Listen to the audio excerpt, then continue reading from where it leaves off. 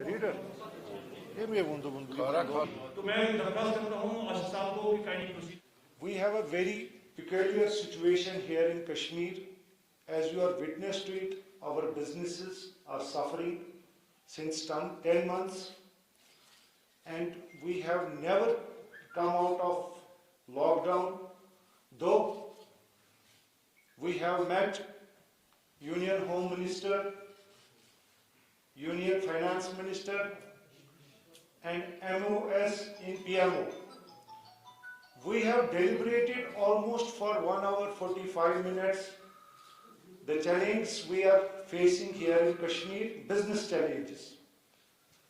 We have multiple challenges. It's not like one challenge we have to.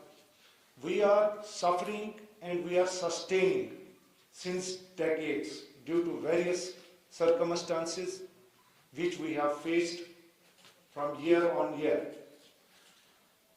आप लोगों को अगर हम इसका पूरा आपके साथ शेयर नहीं करेंगे तो मेरे ख्याल से इस प्रेस कॉन्फ्रेंस का मतलब जाया हो जाएगा।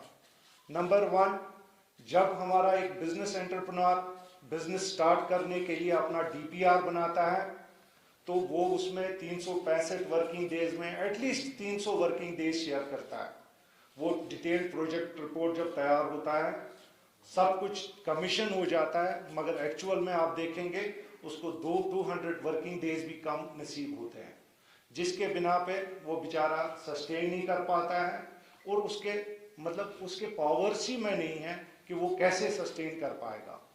अब इस सब को देख के जो हमारे पास डिफिकल्टीज थी, हम जहां पे हो सका हमने पहले एलजी साहब को पूरा कैबिनेट उनको उनकी सुनाई, पूरे हम उस वक्त भी 25 प्रेसिडेंट्स चले गए, पूरा उनको अपडेट किया कि जो हमारे पोजीशन है वो पोस्ट अगस्त सिचुएशन के we have lost the financial capacity.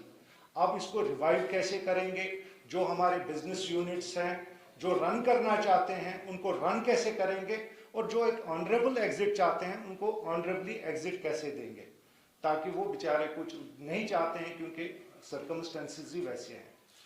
मगर वहाँ पे भी हम आगे चले, फिर हम यूनियन में चले गए, यूनियन सेंट्रल मिनिस्टर्स के साथ मीटिंग की 17 मार्च को, जो 1.25 घंटे मैंने अभी कहा आपको, और पूरा लगभग 15 जो ट्रेड के प्रेसिडेंट्स थे वो भी इसमें हिस्सेदार थे। उसके बाद सिचुएशन आ गई कि पोस्ट कोविड-19 पेंडेमिक आ गया, प्रायोरिटीज बदल गई और डेफिनेटली गवर्नमेंट के पास भी एक अंडरस्टैंडिंग ये थी कि कैसे इसको कंटेन करें इस वक्त, क्योंकि डैमेज ज़बरदस्त थे वर्ल्ड ओवर। तो अंडरस्टैंडेबली हम भी समझ गए कि गवर्नमेंट की प्रायोरिटी अभी पेंडेमिक है। मगर अभी जो 2-2.5 महीने का लॉकडाउन हो गया और पूरा हिंदुस्तान में जितने भी हमारे इंडिया में हमारे बिजनेस दोस्त हैं, हमारे बिजनेस कोलीग्स हैं, उन्होंने चलाना ह्यू एंड क्राई स्टार्ट किया कि हमारे बिजनेस खत्म हो रहे हैं, हमें बेल आउट करने की जरूरत है। और खुशाइंदा बात यह है कि आरबीआई ने भी सुनी बात और यूनियन फाइनेंस मिनिस्टर साहिबा ने भी सुनी और एक 20 लाख करोड़ का पैकेज सामने आ गया। इस पैकेज के बाद जब हम देखेंगे कि 2-2.5 महीने के बाद ही ये पैकेज सामने आ गया, तो जो हमारे कश्मीर की बिजनेस फ्रेटर्निटी है इसके बाद आपस में बातचीत स्टार्ट हो गई कि हमारी पोजीशन किस तरह से ठीक होगी। हमारी पोजीशन 2 महीने इस पैकेज में हम फॉल नहीं होते हैं, मैं आपके साथ ये शेयर करना चाहता हूं। हमने ऑलरेडी 17 मार्च को भी उनको अपडेट किया है, though we have heard very patiently, मगर अभी हमारे पास जो रिजल्ट है वो कुछ भी नहीं है। हमारे जो फीडबैक है बिजनेस कम्युनिटी का वो बड़ा परेशान कुन है। लोग कहते हैं कि जब हम अनलॉक पीरियड में आ गए तो अनलॉक पीरियड में हम बिजनेस रिवाइव करने के लिए we don't have liquidity, there is no cash flow. इस कैश फ्लो को कैसे करने के लिए हमारे पास जो मेजर्स हमने दिए थे कि हमारा जो ये प्रॉब्लम है ये 2 महीने का नहीं है। हिकमतन आप देखेंगे, प्रैक्टिकल सेंस में देखेंगे, पिछले 3 डेकेड से हम सफर कर रहे हैं। हर 2 साल के बाद यहाँ पे चेंज कुछ न कुछ ऐसा वाक़ा होता है जिसकी बिना पे हमारे बिजनेस कम्युनिटी सफर करते हैं। आज जब हम 2-2.5 महीने के बाद देख रहे हैं अनलॉक 1 इन्होंने डिक्लेयर किया, मगर यकीन माने जो फीडबैक है टूरिज्म वालों से मैंने बात की, इतने परेशान मैंने टूरिज्म इंडस्ट्री को देखा है कि उनकी नज़रें टिकी हुई थी कि हम जो पोस्ट अगस्त सिचुएशन है, एक साल तो उनका चला गया 2020, I don't see any tourism coming 2021, let's see what is going to happen. So ये जो मेरे ख्याल से एक अनसर्टेनिटी है, इससे ना तो घर चलते हैं और ना तो बिजनेस चलते हैं। हमारी जो ये अनसर्टेनिटी है ये हमको ज़बरदस्त परेशान कर रही है, जिसके आपको अगर शेयर नहीं करेंगे ये बातें, पूरे कौम को नहीं करेंगे शेयर, तो मेरे ख्याल से हमारी बात कहीं सुनी नहीं जाएगी।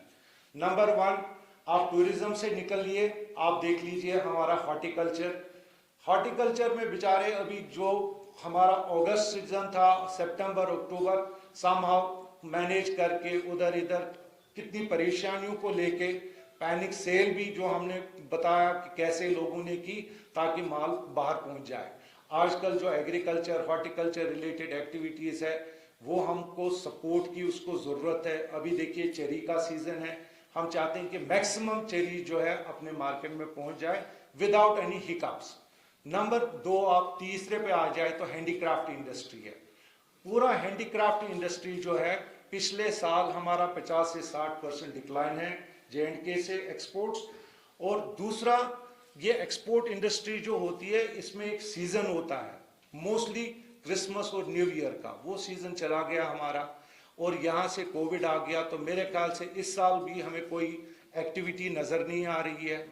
वो तो मेरे ख्याल से हैंडीक्राफ्ट भी हमारे हाथ से दूर जाता ही रहा है। अब तीसरे पे आप चलिए, ट्रांसपोर्ट सेक्टर। मेरे ख्याल से आपको पता है आज भी डेट है अगस्त से वो बेचारे सफ़र कर रहे हैं।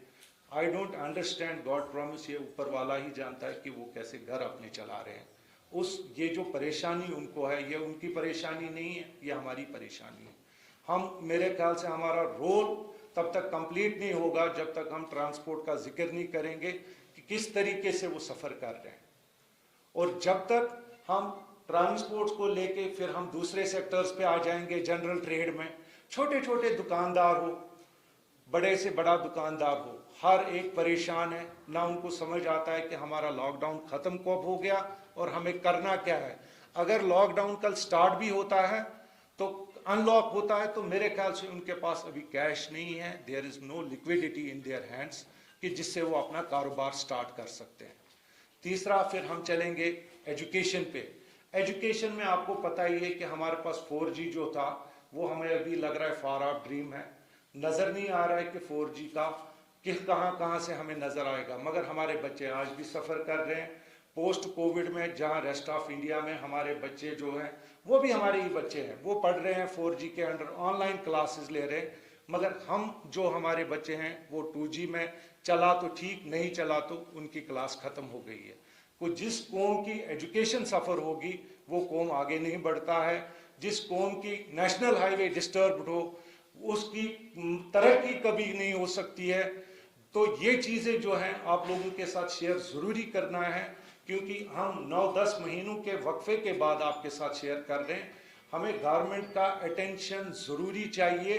अगर ये नॉर्मल पोस्ट कोविड सिचुएशन होती तो मेरे ख्याल से हाल ही आप कोई किसी को देखते, ये जो पूरा ट्रेड आपके सामने बैठा है ये पिछले 10 महीने से सफ़र कर रहा है, और ये सफरिंग जो है ये हुकाम तक, वो सेंटर हुकूमत हो या हमारी JK गवर्नमेंट हो, दोनों तक ये बात पहुंचनी चाहिए कि पूरी बिजनेस कम्युनिटी यहाँ देख रही है कि कैसे मेजर्स लेंगे, कैसे एक कम्प्रहेंसिव पैकेज जो हमने उनको मेजर्स दिए थे उस मेजर्स को कैसे वो